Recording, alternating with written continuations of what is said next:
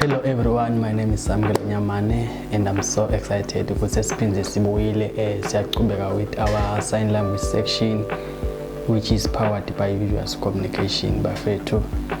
Namuhla will be looking sign language structure and meaning and content. Yes, so bafethu like most of people babuta ukuthi okay like sign language isiswati noma isingisi.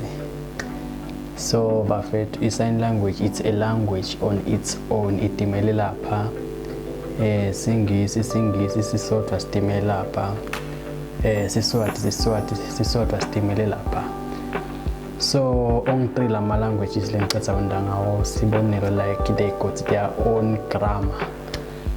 Kunendlela nawo la sebenza kanjalo sign language ukuthi like asengibekese njengesiswati uve abantu bathi like akusiso Swati lo sikhulumako like ukhuluma sifana ngalo nasesingisini kanjalo kunemagama like nawukhuluma ube like akusasiso singisi ube sikhulumako. So nala sign language kuna so kuyafanana.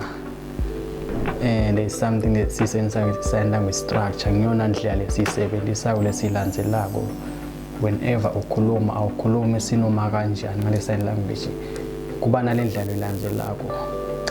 Yes, so ndabekisa nje like ku sign language si remove onke lama tense bowazi bo easy now ukhuluma like ungakufaka then kana sokusayina like sokukhuluma le sign language awusabafaki bonke labo easy bowazi bonke labo ma tense kwakho sovele content zabene. Yes, I will make an example because like ngifuna ukuthi what is your name. So nangubuta ukuthi what is your name ngale nangu voice ndawuthi what is your name but kena sengusayina senguletha ngale sign language ndabule ngithi your name what yabo like keep onke labo is sengibele ngiqonza enzabene your name what ngizama ukusummarize le nkulumo ukuthi ibe ifisha at the same time ibe straight to the point. Okay, if you want to be fluent in sign language or ufuna kuba fluent, ufuna kuba perfect in sign language, so we have to be good in idioms or taka netisho. We have to be good lapho ke mele understand the meaning and content yato. Yes, once waba good la kule taka netisho then be umsebenzi wakho utaba lula to understand the meaning and content. It's the same bakhuluma then we are there to interpret.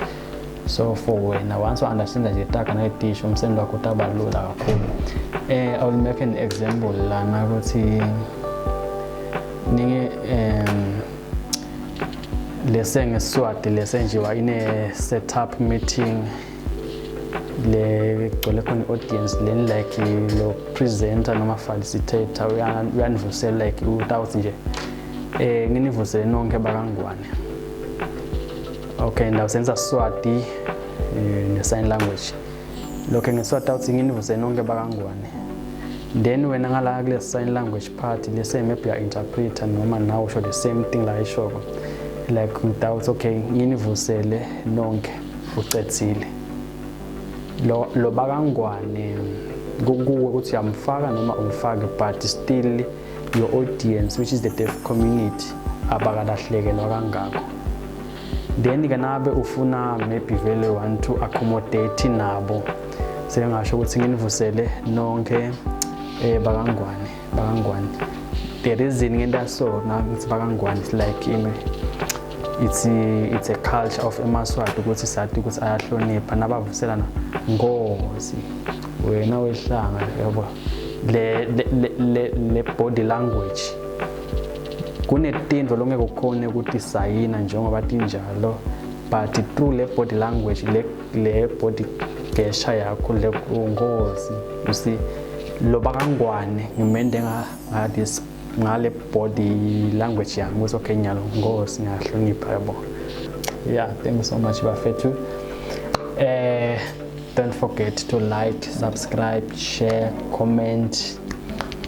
See you next time.